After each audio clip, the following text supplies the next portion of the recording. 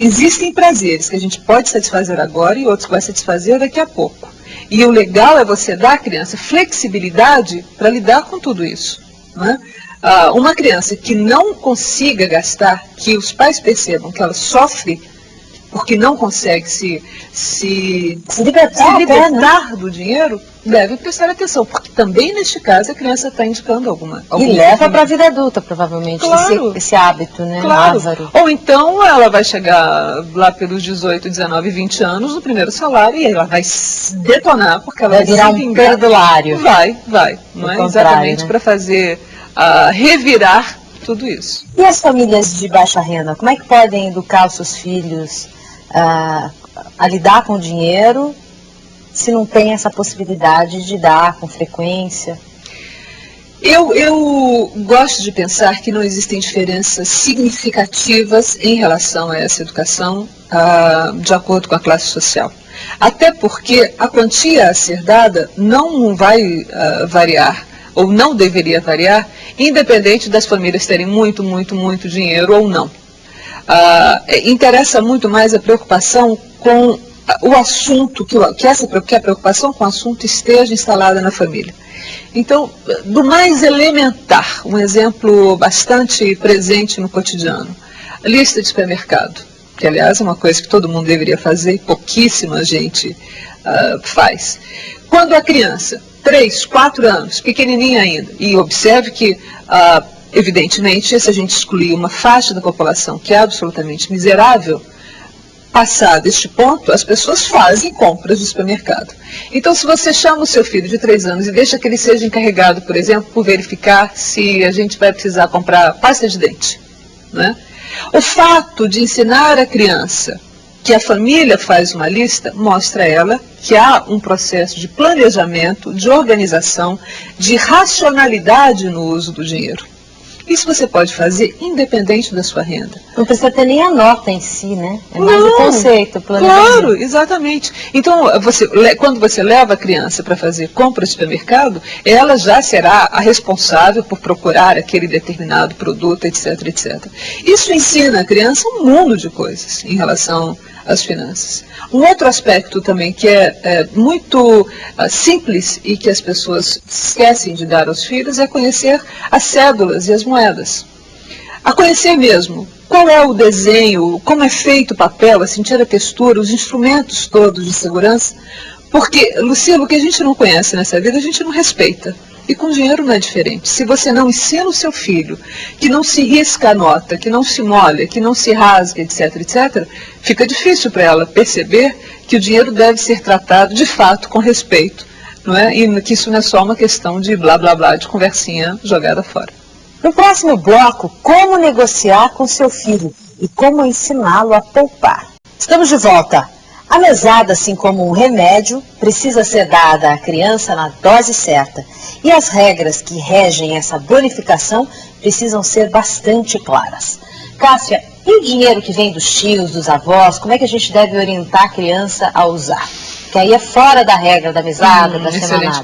Excelente pergunta. Depende de por que esse dinheiro foi dado e com que frequência. Aniversário, Natal. Se é uma coisa eventual, ótimo. É exatamente parte de ensinar os filhos a fazer escolhas com dinheiro. Eu fico penalizada quando eu vejo os pais dizendo assim: passa para cá o dinheiro da sua avó, o dinheiro que a sua avó te deu, que vai tudo para sua poupança para comprar aquele carro que você vai ter quando fizer 18 anos. E acontece que o beneficiário tem 6, né? E para uma criança de 6 anos, 18 anos, ele fica... O que eu vou fazer? Quando eu tiver 18 anos, eu vou ser um velhinho caquético, tá posto, é lógico, para que é que eu vou querer isso? Isso é uma covardia. Se é um dinheiro eventual, ótimo, deixe que a criança escolha. É tão bom quando acontece na vida da gente isso, né? Quando aparece um dinheiro extra. Agora... Mas mesmo que seja uma quantidade grande, por exemplo, a criança ganhou do tio, da tia, dos avós... Pois é, o assunto todo é muito delicado. Eu acho que é de muito bom tom os adultos, antes de darem presente às crianças, consultarem os pais. Acho que isso é, no mínimo, muito bem educado. Você perguntar: eu estou pensando em dar dinheiro ao fulaninho, o que é que vocês acham? Vocês veem algum problema nisso? não é? Porque aí combina o valor, né? É preciso não sair atropelando os pais de qualquer modo para fazer graça com o sobrinho, etc, etc. Agora, é preciso também cuidado, sobretudo os avós, para não fazerem disso um hábito de conquista, de sedução dos netos. E os pais precisam estar atentos a isso também. Às vezes o casal fica enredado numa disputa daquele tipo, tá vendo o que seu pai fez de novo? Viu o que a sua mãe fez de novo? E se esquecem de observar que o fulaninho está ali refém de uma disputa das famílias. Então, nos casos em que os avós são, digamos, excessivamente animados com a ideia de presentear os netos, convém os pais terem uma conversa e dizer, olha, aqui em casa a gente tem tentado educar as crianças para isso, e se vocês têm essa vontade de presentear a toda hora, que tal abrir uma poupança? Então vocês fazem da poupança um presente para os netos. Com jeito, alguma sensibilidade, boa vontade, é possível contornar essa situação. Mas quando o dinheiro vai para a mão da criança e é uma quantidade razoável, como é que a gente orienta para que a criança não desperdice esse dinheiro que vem de vez em quando? Ou eventualmente? É o caso de sentar e conversar com ela e ponderar, e se de fato for uma soma que pode colocar em risco, por exemplo, que ela saia na rua com esse dinheiro, não é? Dizer a ela e preparando a criança para esses cuidados que ela deve ter. Não pode levar para a escola, você podia gastar uma parte agora, mais tarde você gasta com outra coisa que você queira, mas de fato não é aconselhável que as crianças recebam quantias que não sejam compatíveis com a idade delas. Me ocorreu agora uma cadernetinha, aí você vai anotando quanto gastou. Não, isso é muito bom, isso funciona muito bem para as crianças. Antes da adolescência, na adolescência fica um pouco mais difícil, mas antes ter um caderninho que elas vão anotando quanto receberem, com o que gastaram, para que elas tenham noção de para onde é que o dinheiro foi. Crianças são muito concretas, né, Luciana? Muito também, né?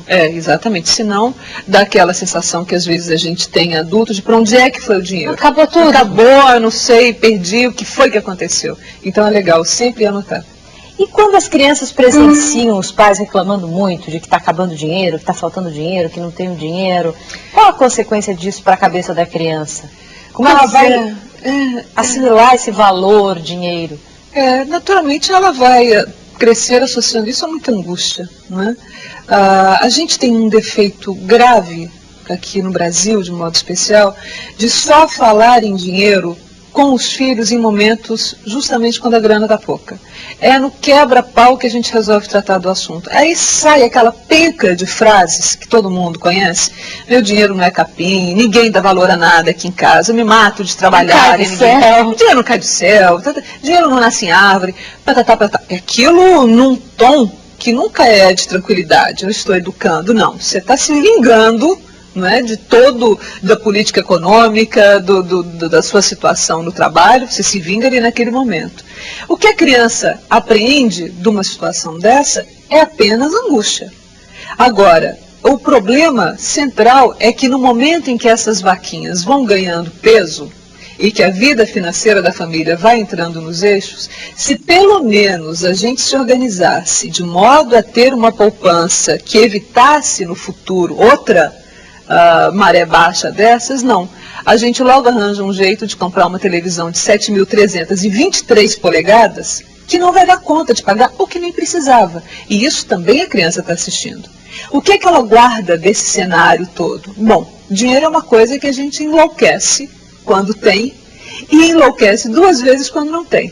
Não há nenhum planejamento, não é uma coisa estritamente emocional. Você reage por impulso. Quando não tem e quando tem. É evidente que isso não é uma maneira de se educar os filhos.